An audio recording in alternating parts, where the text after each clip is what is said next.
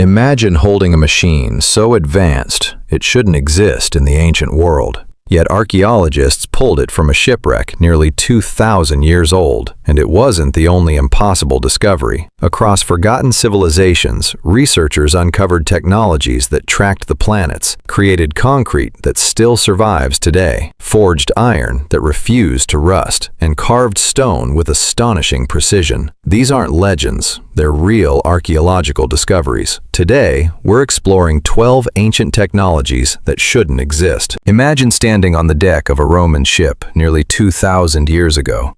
Below your feet lies a small bronze device, no larger than a shoebox. At first glance, it seems ordinary, but hidden inside are dozens of tiny, perfectly crafted gears, a level of engineering so advanced that when archaeologists finally discovered it, many refused to believe it belonged to the ancient world. This extraordinary artifact is known today as the Antikythera mechanism. Its story began in 1901, when Greek sponge divers searching the seabed near the island of Antikythera stumbled upon the remains of an ancient shipwreck. Among marble statues, coins, and priceless treasures, they recovered a corroded lump of bronze that looked almost worthless. For decades, it sat quietly inside a museum. No one realized what it truly was. Then, as technology improved, researchers examined it using powerful X-ray imaging and 3D scanning. Hidden beneath centuries of corrosion, an astonishing secret emerged. Inside the bronze fragments were more than 30 interlocking gears, each precisely cut and carefully arranged. The mechanism wasn't decorative, it was mechanical. Scientists soon discovered that rotating a single handle caused every gear to move together with extraordinary precision. The device could predict the movements of the sun, the moon, the phases of the lunar cycle, future eclipses, and even the positions of several known planets. It was, in many ways, the world's first known analog computer. Nothing else of comparable complexity would appear again for more than 1,000 years. Even medieval Europe produced nothing quite like it, until sophisticated astronomical clocks began appearing centuries later. Who built such an incredible machine remains one of archaeology's greatest mysteries. Some researchers believe it may have been connected to the brilliant Greek tradition of mathematics and astronomy.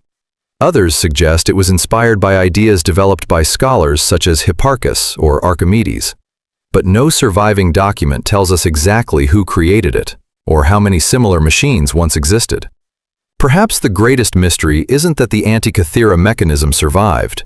It's that it appears to be the only one ever found. If this remarkable technology existed over 2,000 years ago, how much ancient knowledge has simply disappeared forever? But astonishing machines weren't the only technology far ahead of their time. While the Antikythera mechanism predicted the heavens, another civilization created a material so durable that it has survived nearly 2,000 years of crashing ocean waves, and modern engineers are still trying to understand how they made it. For nearly 2,000 years, Roman harbors have stood against crashing waves, powerful storms, earthquakes, and the relentless force of the sea. Many of them remain standing today. Meanwhile, some modern concrete structures begin cracking after only a few decades. How is that possible? What did the Romans know that we forgot? The answer lies inside one of history's greatest engineering mysteries, a material known today as Roman concrete. At first glance, it doesn't look extraordinary. It's rough, uneven, and far less polished than modern concrete. But appearances can be deceiving. Unlike modern cement, Roman builders mixed volcanic ash, lime, seawater, and fragments of volcanic rock into a unique formula that behaved in an astonishing way. Instead of slowly weakening over time, it became stronger. When seawater seeped into tiny cracks, chemical reactions created new mineral crystals inside the concrete. Those crystals sealed microscopic fractures before they could spread. In other words, the concrete was repairing itself. For centuries, engineers assumed this incredible durability was simply an accident. But recent scientific research tells a different story. Using high-resolution microscopes, chemical analysis, and advanced imaging techniques, researchers discovered that the Romans deliberately left small pieces of quicklime inside the mixture. When tiny cracks formed, these lime fragments reacted with water, producing fresh minerals that filled the damaged areas. It was a remarkably effective form of natural self-repair, and the Romans achieved it nearly 2,000 years before modern engineers began experimenting with similar concepts. This extraordinary material allowed them to build some of history's most iconic structures: harbors, aqueducts, temples, bathhouses, and the massive dome of the Pantheon, the largest unreinforced concrete dome ever constructed. Even today, many of these buildings continue to outlast modern structures built with far more advanced machinery. Researchers around the world are now studying Roman concrete, not to recreate the past, but to improve the future. If modern engineers can fully understand its remarkable chemistry, it could lead to stronger, longer-lasting, and more environmentally sustainable construction materials. Sometimes, the greatest innovations aren't waiting to be invented. They're waiting to be rediscovered. But while Roman engineers mastered one of history's most durable building materials, far to the east, master blacksmiths were forging a weapon so legendary, its secrets disappeared for centuries. And modern science is still trying to understand how it was made. For centuries, few weapons inspired more fear than a blade forged from Damascus steel. According to historical accounts, these legendary swords could slice through armor, hold an incredibly sharp edge, and remain strong enough to survive brutal combat without breaking. Whether every legendary story is literally true is still debated, but one fact is undeniable. The quality of Damascus steel amazed both medieval warriors and modern scientists alike. The name comes from the ancient city of Damascus, a major trading center where these extraordinary blades became famous throughout the medieval world. Yet many historians believe the steel itself began its journey much farther east. Using a rare material known as woot steel, produced in southern India and Sri Lanka, master blacksmiths transformed simple ingots into weapons unlike anything Europe had ever seen. The secret wasn't magic, it was metallurgy. By heating, cooling, and carefully forging the steel under precisely controlled conditions, craftsmen created microscopic structures inside the metal that gave the blades their remarkable combination of hardness and flexibility. Even more striking was their appearance. Flowing, wave-like patterns spread across every blade, creating beautiful designs that became the unmistakable signature of Damascus steel. For centuries, those patterns fascinated kings, collectors, and soldiers alike. But then, the knowledge disappeared. By the 18th century, the original method of producing true Damascus steel had been lost. Master blacksmiths passed away. Trade routes changed. The special raw materials became increasingly difficult to obtain, and one of history's greatest manufacturing secrets quietly vanished.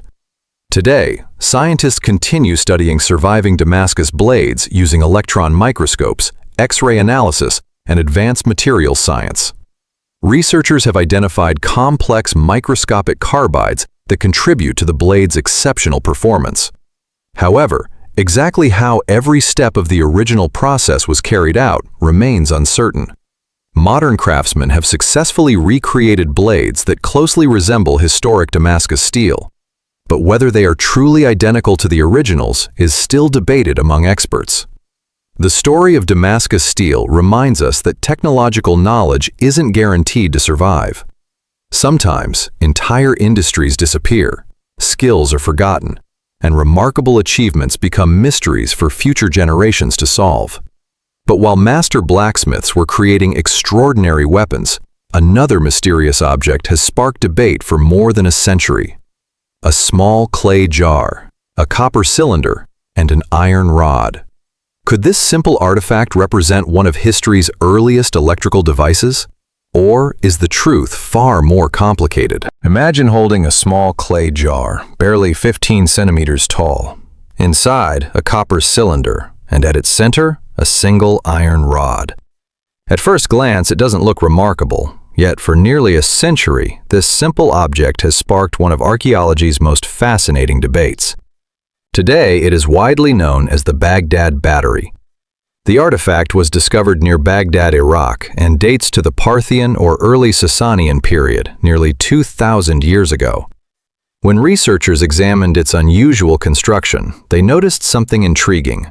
If the jar were filled with an acidic liquid, such as vinegar or grape juice, the copper and iron could produce a small electrical voltage. Simple experiments using replicas have successfully generated tiny amounts of electricity. That discovery immediately captured the public imagination. Could ancient civilizations have discovered electricity long before modern science?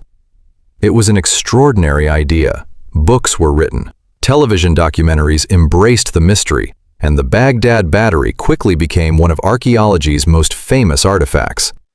But science tells a more careful story.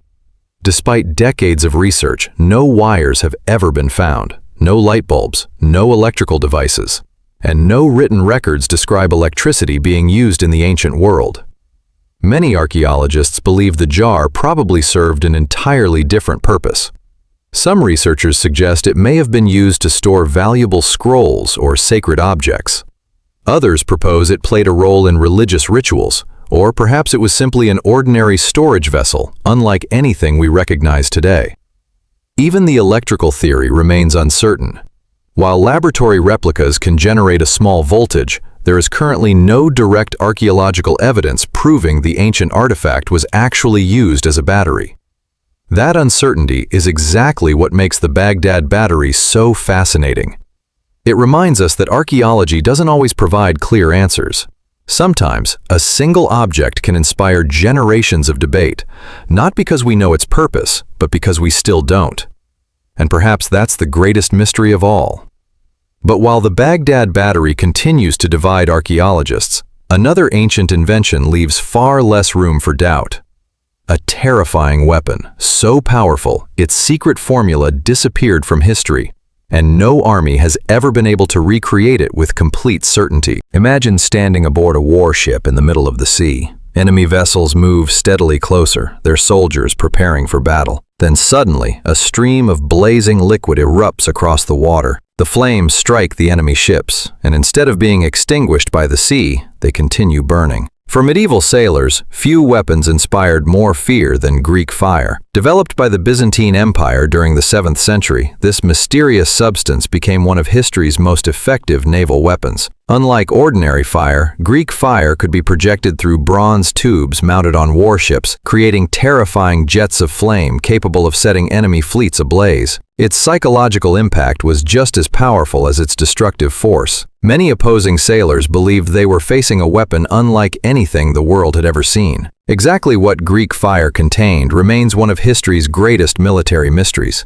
The original formula was treated as one of the Byzantine Empire's most closely guarded state secrets. Only a small number of trusted specialists were believed to know how it was made. The recipe was never publicly recorded. As the empire declined, that knowledge disappeared with it. Today, historians have proposed several possible ingredients. Petroleum, pine resin, quicklime, sulfur, and other combustible materials have all been suggested. Laboratory experiments show that mixtures based on these ingredients can produce impressive results, but no surviving evidence confirms the exact composition of the original weapon. That uncertainty has inspired centuries of debate. Modern researchers continue studying historical manuscripts, chemical evidence, and Byzantine military technology in an effort to understand how Greek fire actually worked. Some believe its greatest advantage wasn't simply the chemical mixture itself, but the sophisticated pressure systems and bronze siphons used to launch it across the sea. Without that engineering, the weapon may never have achieved its legendary reputation. Whether its precise formula is ever rediscovered remains uncertain, but one thing is clear: for hundreds of years, Greek fire helped protect the Byzantine Empire against far larger invading fleets. Its secret became so valuable that even after the weapon disappeared, its legend never did. But while the Byzantines guarded the secret of an unstoppable weapon, another ancient invention performed an entirely different kind of miracle. Not through fire, but through light. A simple Roman drinking cup that changed color before people's eyes, using technology scientists would not fully understand until the modern age. Imagine holding a glass cup nearly 1,600 years old.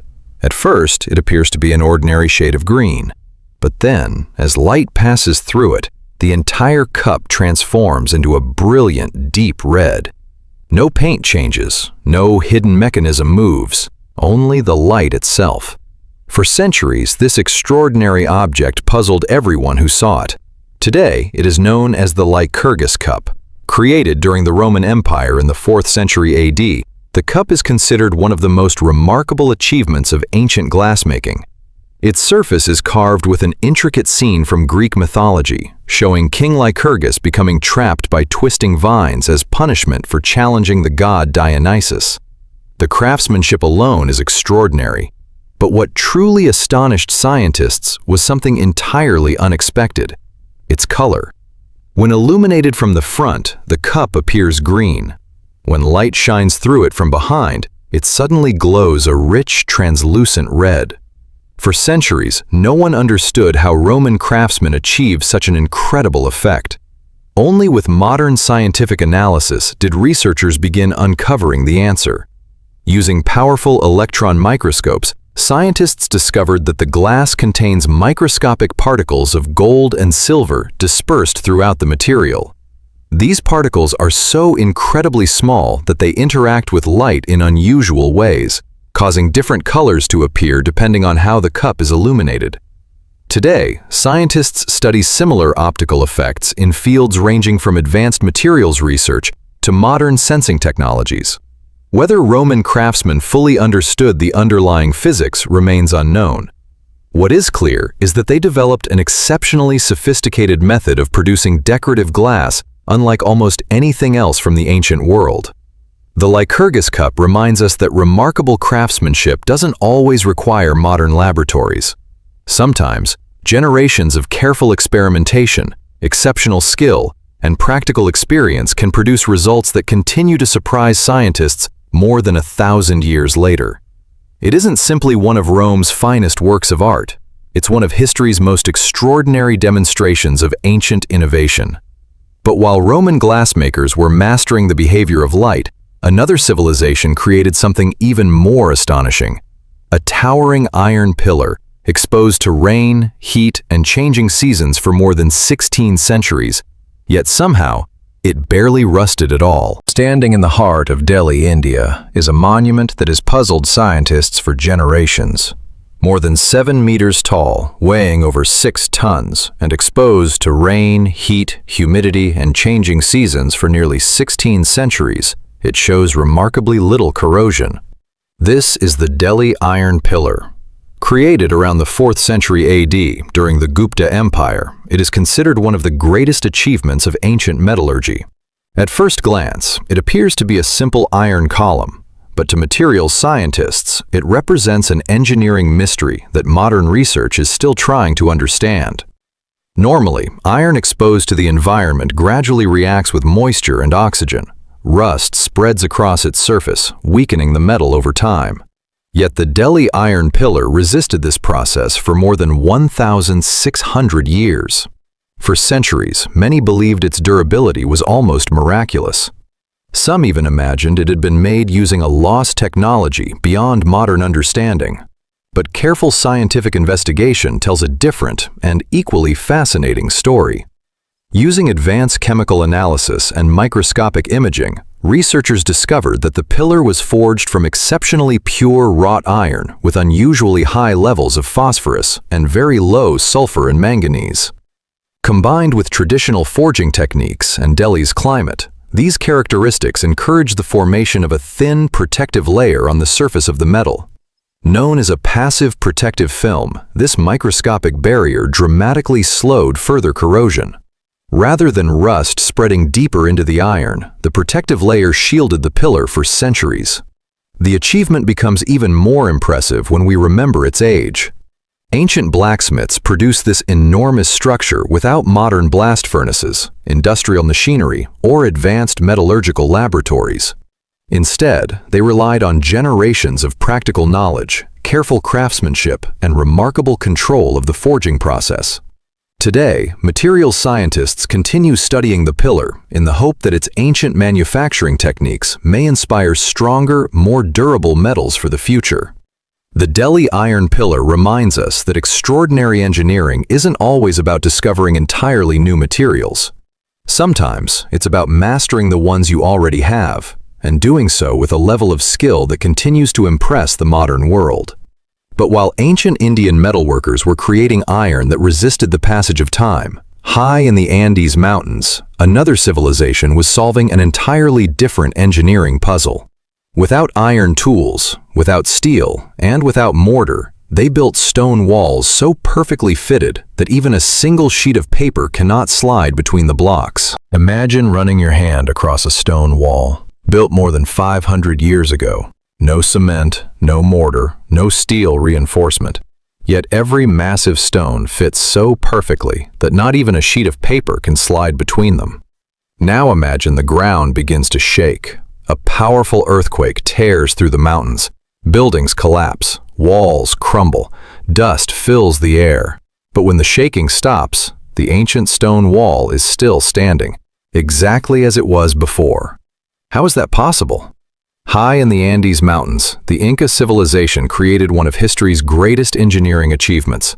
From the royal city of Cusco to the breathtaking mountain sanctuary of Machu Picchu and the massive fortress of Sacsayhuaman, their builders mastered a style of stone construction that continues to astonish engineers and archaeologists today. At first glance, the walls appear almost impossible. Enormous stone blocks, some weighing more than 100 tons, were shaped with extraordinary precision. Many contained dozens of carefully carved angles, each one matching its neighboring stones almost perfectly. Unlike most ancient buildings, no mortar was used to hold these walls together. Instead, every stone was individually shaped until it locked securely into place. The result was a structure that was both incredibly strong and remarkably flexible. When earthquakes struck, the stones moved slightly with the ground, absorbing the force of the shock, before settling back into their original positions. Rather than fighting nature, the Inca engineers learned how to work with it. Today, modern engineers recognize this earthquake-resistant design as one of the greatest achievements of ancient construction. Exactly how the Incas achieved such remarkable precision continues to be studied.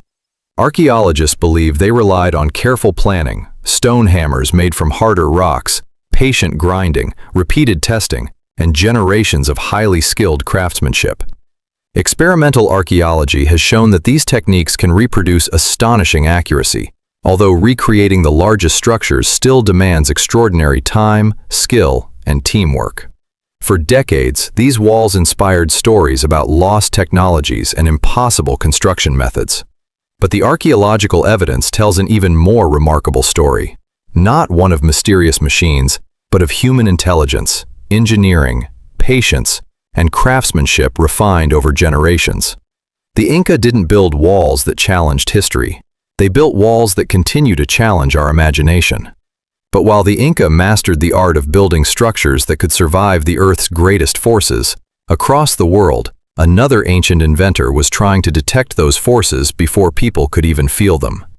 Nearly 2,000 years ago, a brilliant engineer created a device capable of sensing distant earthquakes, long before the first modern seismograph was ever invented. Imagine living nearly 2,000 years ago, without satellites, without electricity, and without modern science.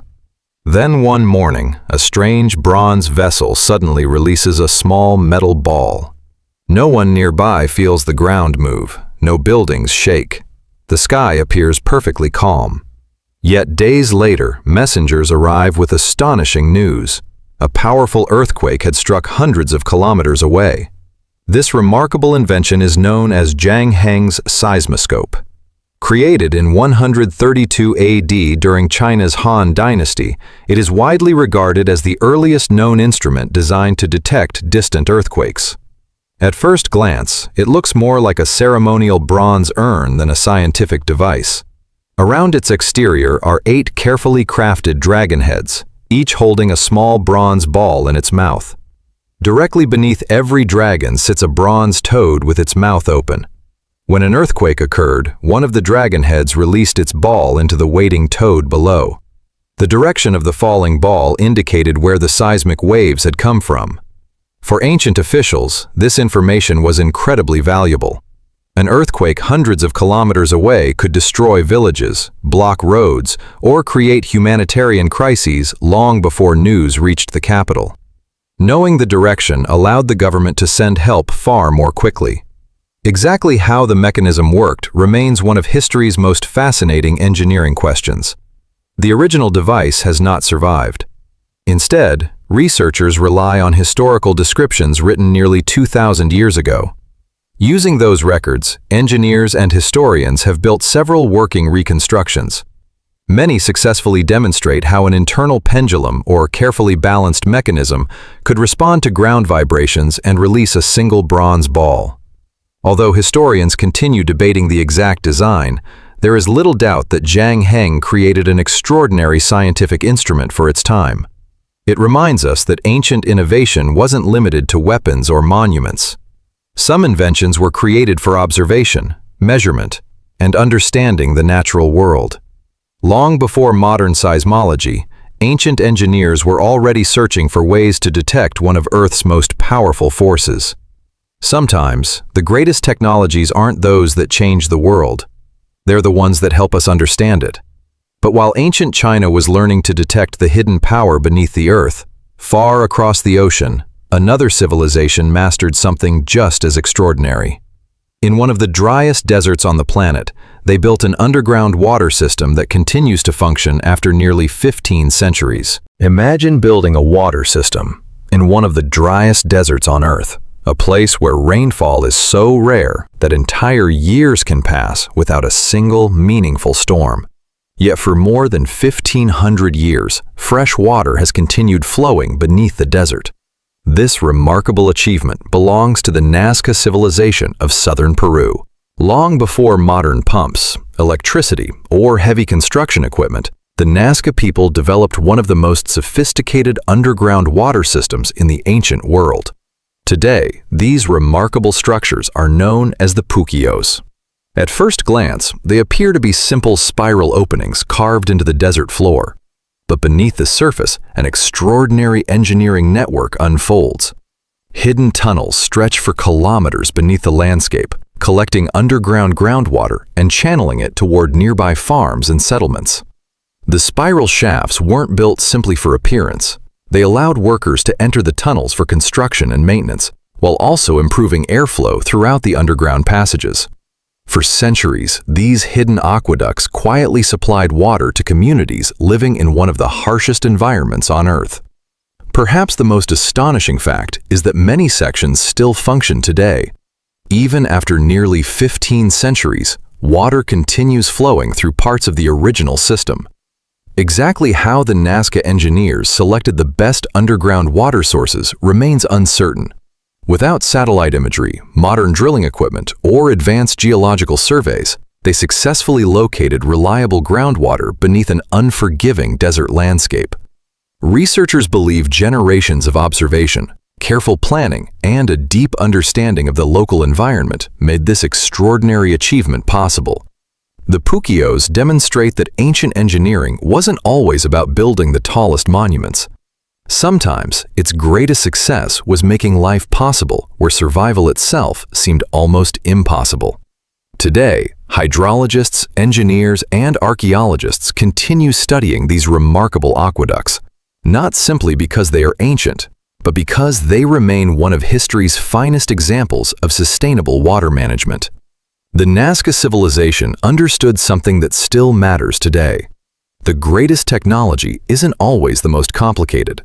Sometimes, it's the technology that continues working long after its creators are gone.